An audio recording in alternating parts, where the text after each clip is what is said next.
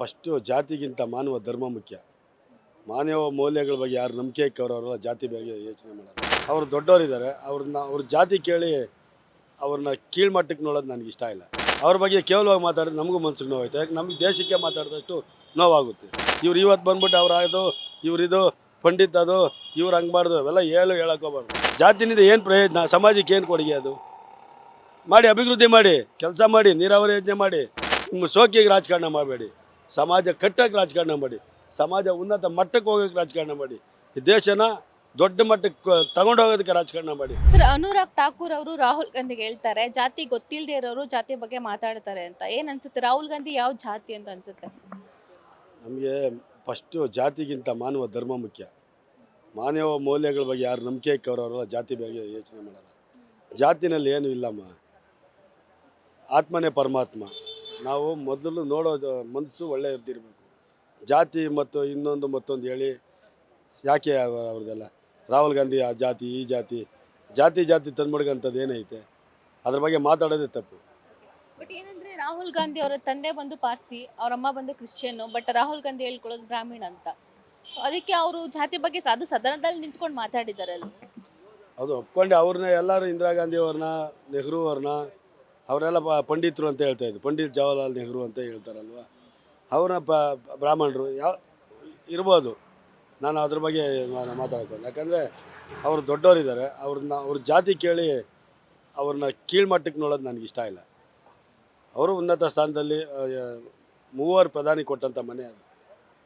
ರಾಹುಲ್ ಗಾಂಧಿ, ರಾಜೀವ್ ಗಾಂಧಿ, ರಾಹುಲ್ ಗಾಂಧಿ ಅಲ್ಲ, ರಾಜೀವ್ ಗಾಂಧಿ, ಇಂದಿರಾ ಗಾಂಧಿ, ನೆಹರು ಮೂವರು ಪ್ರಧಾನಿ ಕೊಟ್ಟಂಥ ಮನೆ ಈ ದೇಶಕ್ಕೆ ಅವ್ರದ್ದು ಕೊಡುಗೆ ಇದೆ. ಏನೂ ಇಲ್ಲ.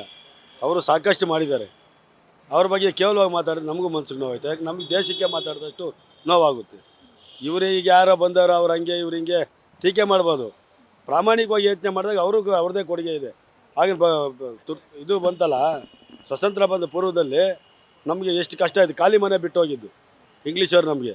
ಆವತ್ತಿನ ದಿವಸ ಇದಿಷ್ಟೆಲ್ಲ ಮಾಡಬೇಕಂದ್ರೆ ಇಂದಿರಾ ಗಾಂಧಿ, ನೆಹರು ಅವ್ರ ಫ್ಯಾಮ್ಲಿದು ತುಂಬ ಕೊಡುಗೆ ಇದೆ. ಏನಿಲ್ಲ. ಎಲ್ಲ ಅವರು ಶಿಕ್ಷಣ ಕೊಟ್ಟರು, ಉದ್ಯೋಗ ಕೊಟ್ಟರು. ಎಲ್ಲ 15 ವರ್ಷ 20 ವರ್ಷದಲ್ಲಿ ಆಗ್ಬಿಡಲಿಲ್ಲ. 75-76 ವರ್ಷ ಆಯ್ತಲ್ಲಮ್ಮ ಸ್ವತಂತ್ರ ಬಂದು. ಆಗ್ಲಿಂದ ಅವರು ಮಾಡ್ಕೊಂಬಂದಿಲ್ವಾ? ಇಂಥ ಭಾರತ ದೇಶನ ಕಟ್ಟಬೇಕಂದ್ರೆ ಅಷ್ಟು ಸುಲಭ ಇಲ್ಲ.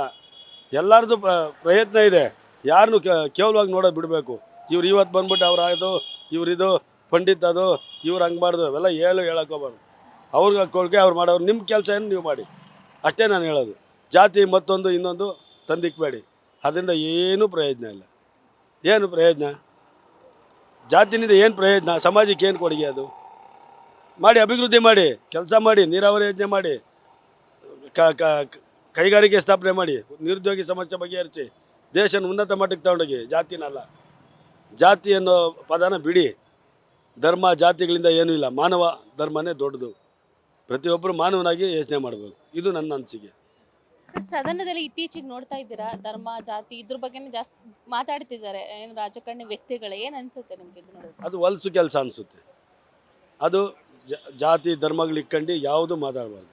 ದೇಶಾಭಿಮಾನ ಬೆಳೆಸ್ಕೋಬೇಕು. ದೇಶಕ್ಕೆ ನಮ್ಮದೇ ಆದಂಥ ಕೊಡುಗೆ ಕೊಡಬೇಕು. ನಾವೇನು ಬಿಟ್ಟರು ಬಿಡುತ್ತೆ, ಮನ್ಸಿಗೆ ಸಾವು ಬಿಡಲ್ಲ. ಸಾವು ಅಂತ ತಿಳ್ಕೊಂಡ್ರೆ ಯಾರು ಮೋಸ ಇಲ್ಲ, ದಗ ಇಲ್ಲ, ನೆಮ್ಮದಿಯಾಗಿ ಜೀವನ ಮಾಡ್ಬೋದು. ಇಷ್ಟೇ ಜೀವನ ಅಂತ ತಿಳ್ಕೊಂಡು ಒಳ್ಳೆ ರೀತಿಯಲ್ಲಿ ನಡ್ಕೊಳ್ಳಿ. ಒಳ್ಳೆಯದ್ರ ಬಗ್ಗೆ ನೀವು ಯೋಚನೆ ಮಾಡಿ. ಕಡು ಬಡವನಿಗೆ, ನಿರ್ಗತಿಗರಿಗೆ ಅವ್ರಿಗೇನು ಕೊಡಬೇಕು, ನೀವು ಸೌಲಭ್ಯ ಕೊಡೋಕ್ಕೆ ಸಾಧ್ಯ ಅದನ್ನು ಕೊಡಿ. ಅದು ಬಿಟ್ಟು ಜಾತಿ ಮತ್ತೊಂದು ಇನ್ನೊಂದು ಹೇಳಿ ಜನರ ಗೊಂದಲ ಸೃಷ್ಟಿ ಮಾಡಬೇಡಿ. ಅದರಿಂದ ಏನೂ ಪ್ರಯೋಜನ ಇಲ್ಲ. ಅದರಿಂದ ಬಟ್ಟೆ ತುಂಬಲ್ಲ ಅನ್ನೋದು ನನ್ನ ಅನಿಸಿಕೆ. ಅನುರಾಗ್ ಠಾಕೂರ್ ಅವರಿಗೆ ಇವರು ರಾಹುಲ್ ಗಾಂಧಿ ವಿರುದ್ಧವಾಗಿ ಜಾತಿ ಬಗ್ಗೆ ಮಾತಾಡಿದಾಗ ಮೆಚ್ಚುಗೆನೇ ಸಿಗುತ್ತೆ. ಅಂದ್ರೆ ಎಲ್ಲರೂ ಇನ್ನು ಸದನದಲ್ಲಿ ಯಾರು ಅವ್ರ ವಿರುದ್ಧವಾಗಿ ನಿಂತ್ಕೊಳ್ಳಿಲ್ಲ. ಜಾತಿ ಬಗ್ಗೆ ಮಾತಾಡಿದಾಗಲೂ ಕೂಡ ಮೋದಿಯವರು ಕೂಡ ಮೆಚ್ಚುಗೆ ಕೊಟ್ಟಿದ್ದಾರೆ ಅವ್ರಿಗೆ. ಏನ್ ಅನ್ಸುತ್ತೆ ಅನುರಾಗ್ ಠಾಕೂರ್ ಅವ್ರಿಗೆ? ಜಾತಿ ಬಗ್ಗೆ ಮಾತಾಡಿ ಮೆಚ್ಚುಗೆ ಕೊಟ್ಟರೆ ಏನಂತ ಹೇಳೋಣ ನಾವು? ಹೊಲಸು ಅನಿಸುತ್ತೆ ಅಷ್ಟೇ. ಅವೆಲ್ಲ ಯಾಕೆ ಮಾತಾಡ್ತೀವಿ ಅಂತ ಹೇಳ್ಬೋದಾಯ್ತು. ದೊಡ್ಡ ಜ್ಞಾನಿ ಮೋದಿಯವರು ಉನ್ನತ ಸ್ಥಾನ 10 ವರ್ಷ ಪ್ರಧಾನಿಯಾಗಿ ಮುಂದರಿತಾ ಇದ್ದಾರೆ. ಅವರು ಈ ಮಟ್ಟಕ್ಕೆ ಸದನ ಕೊಂಡೊಯ್ಯೋದು ತಪ್ಪು. ಅವರು ದೊಡ್ಡ ಲೆವೆಲ್ಗೆ ಯೋಚನೆ ಮಾಡಬೇಕು. ಇನ್ನೊಬ್ಬರ ಬಗ್ಗೆ ನಾವು ಮಾತಾಡಿದಾಗ ಗೌರವಯುತವಾಗಿ ಮಾತಾಡಿದ್ರೆ ಅದಕ್ಕೊಂದು ಬೆಲೆ ಬರುತ್ತೆ, ಇವ್ರ ಗೌರವ ಹೆಚ್ಚುತ್ತೆ. ಅದು ಹಂಗೆ ಇದು ಹಿಂಗೆ ಕೇವಲ ಟೀಕೆಗಳು ಮಾಡ್ಕೊಂಡು ಏನು ಹೇಳ್ತಾರೆ, ಈ ಮಕ್ಕಳ ಟೀಕೆ ಮಾಡಬಾರ್ದು. ಸದನಕ್ಕೆ ಆದಂಥ ಒಂದು ಗೌರವ ಇದೆ, ಅದನ್ನು ಆ ರೀತಿ ನಿಭಾಯಿಸಬೇಕು.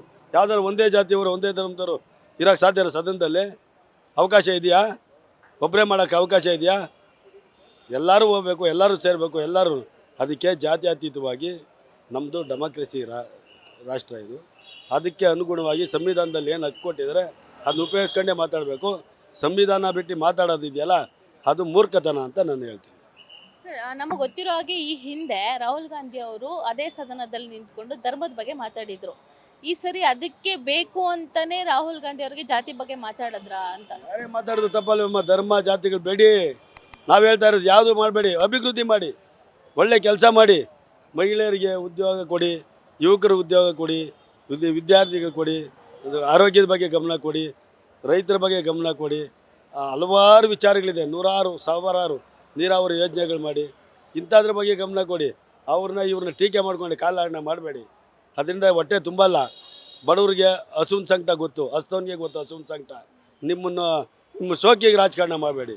ಸಮಾಜ ಕಟ್ಟಕ್ಕೆ ರಾಜಕಾರಣ ಮಾಡಿ, ಸಮಾಜ ಉನ್ನತ ಮಟ್ಟಕ್ಕೆ ಹೋಗೋಕ್ಕೆ ರಾಜಕಾರಣ ಮಾಡಿ, ಈ ದೇಶನ ದೊಡ್ಡ ಮಟ್ಟಕ್ಕೆ ತಗೊಂಡು ಹೋಗೋದಕ್ಕೆ ರಾಜಕಾರಣ ಮಾಡಿ. ಅದು ಬಿಟ್ಟು ಚಿಲ್ಲರೆ ರಾಜಕಾರಣ ಮಾಡಬೇಡಿ. ನೀವು ದೊಡ್ಡ ಲೆವೆಲಲ್ಲಿದ್ದೀರಾ. ನಿಮ್ಮ ನಂಬಿ ಕೋಟ್ಯಾಂತರ ಜನ ಮತ ಕೊಟ್ಟಿದ್ದಾರೆ. ಆ ಮತಕ್ಕೆ ನೀವು ಗೌರವ ಕೊಡಿ, ಅಗೌರವ ಕೊಡಬೇಡಿ ಅಂತ ನಾನು ಹೇಳ್ತೀನಿ. Beat plus Karnataka.